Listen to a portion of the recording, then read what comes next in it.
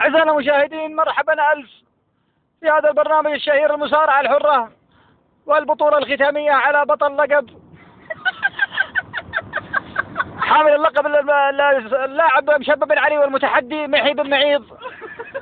طبعا المتحدي موجود على أرض الحلبة، محي بن معيض يسعسع بين الحلبات، والحكم هناك مفلح يعسعس في القران حقت الزوايا حقت الحلبة لكون فيها حديدة ولا من ذا العلوم. وأقبل مشبب بن علي يسعى ويترنح به ويسلم على الجماهير وعلى فني هوق هوقن. دخل مشبب بن علي تقطب محي بن معيض في الميكروفون.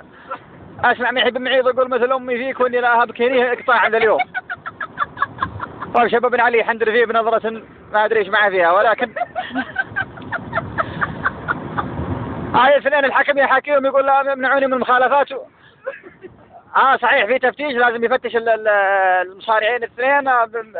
الحكم يفتش محي بن معيض. عليك لعنة الله شريم كذي سوى الله خلقه.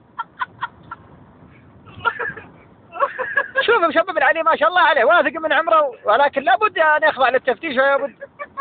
شوف الحكم كيف يفتش. والله ما ادري ايش كان عين فيكم، الله يلعنه. عليك لعنة عطيفة بقعد تاخذك يا مشبب. نعم بقعد تاخذك. تبدأ المباراة. الحكم يقول لهم كم محي بقعد تغفل الملعون. الله يا ما عاد مشبب ما قد فسخكوت الله يلعنهم. والحقيقة ان الجمهور غاضب وما ادري ايش يتنهجروا محي.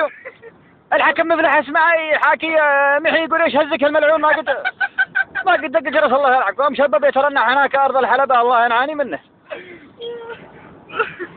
طيب هذا والله ان الحكم فوز مشبب بن علي اثر هذه اللكمات المفاجئة، وجزاء للمصارع محي بن علي ومحي بن معيض اقصد، وردعا لامثاله.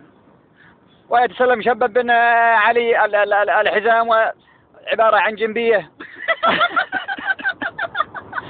من نوع العماني ما ادري ايش منه، لكن يقولون ساموها ب5000 وعي الملعومة باع.